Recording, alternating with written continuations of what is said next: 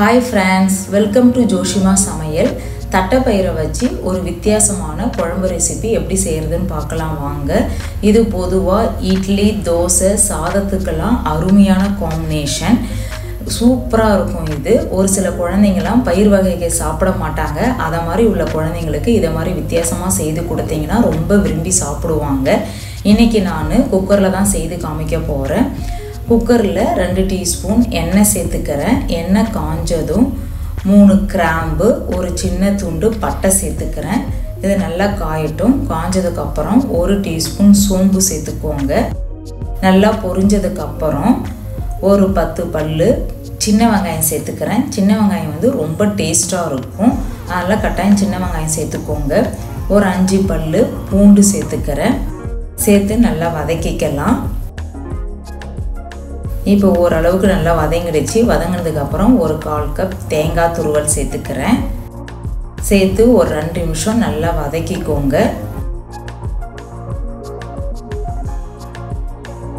இப்போ நல்லா வதங்கிடுச்சு.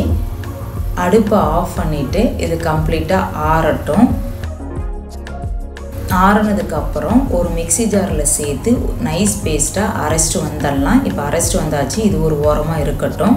அதே குக்கரில் ஒரு 2 டீஸ்பூன் எண்ணெய் சேர்த்துக்கிறேன். எண்ணெய் காஞ்சதும் ஒரு 1/4 டீஸ்பூன் கடுகு, உளுத்தம் பருப்பு நல்லா பொரியட்டும். பொரிஞ்சதுக்கப்புறம் ஒரு 1/2 டீஸ்பூன் சோம்பு, ஒரு 1/4 கப் அளவுக்கு சின்ன வெங்காயம் சேர்த்துக்கிறேன். உங்ககிட்ட சின்ன வெங்காயம் இல்லைன்னா பெரிய வெங்காயம் சேர்த்துக்கோங்க. கொஞ்சமாக கருவேப்பிலை சேர்த்து நல்லா வதக்கிக்கலாம்.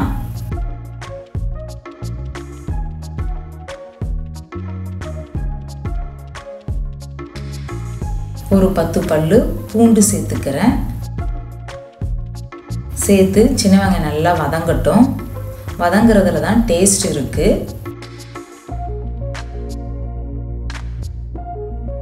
இப்போ ஓரளவு நல்லா வதங்கிடுச்சு. ஒரு தக்காளியை மிக்சி ஜாரில் சேர்த்து நல்லா நைஸ் பேஸ்ட்டாக அடிச்சிட்டு வந்திருக்கேன். அதை இதோட சேர்த்து நல்லா வதக்கிக்கலாம். இதை மாதிரி தக்காளியை பேஸ்ட்டாக சேர்த்திங்கன்னா டேஸ்ட் வந்து வித்தியாசமாக இருக்கும். இப்போ நல்லா வதங்கிடுச்சு. இது கூட மசாலா ஐட்டம்லாம் சேர்த்துக்கிறேன். நான் ஒரு 2 டீஸ்பூன் குழம்பு மிளகாய் தூள் சேர்த்துக்கிறேன்.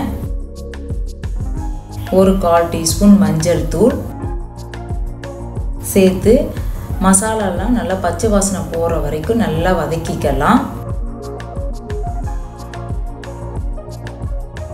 இப்போ நல்லா வதக்கியாச்சு.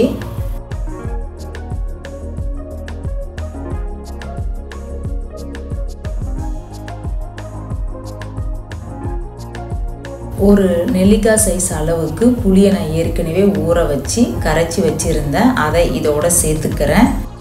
சேர்த்து ஒரு கொதி வரட்டும்.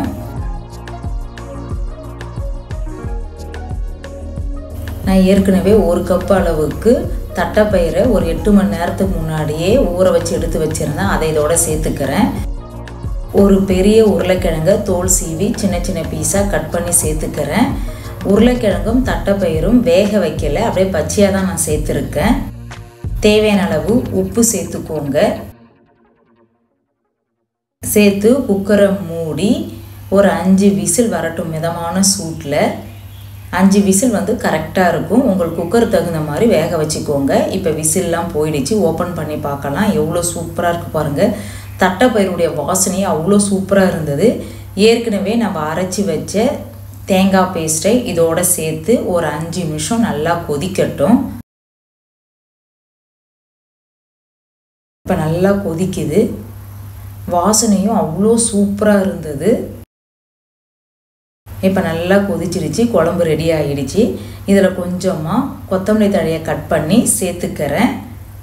நீங்களும் உங்கள் வீட்டில் இதே மெத்தடில் செய்து பாருங்கள். டேஸ்ட்டும் சூப்பராக இருக்கும். நீங்கள் திரும்பவும் இதே மாதிரி செய்வீங்க. இது வரைக்கும் ஜோஷிமா சமையலை சப்ஸ்கிரைப் பண்ணலாம், சப்ஸ்கிரைப் பண்ணிக்கோங்க. பக்கத்தில் உள்ள பெல் ஐக்கானையும் ப்ரெஸ் பண்ணிக்கோங்க. அப்போ தான் நான் போடுற வீடியோ உங்களுக்கு உடனுக்குடன் நோட்டிஃபிகேஷனாக வரும். Okay, bye. Thank you friends.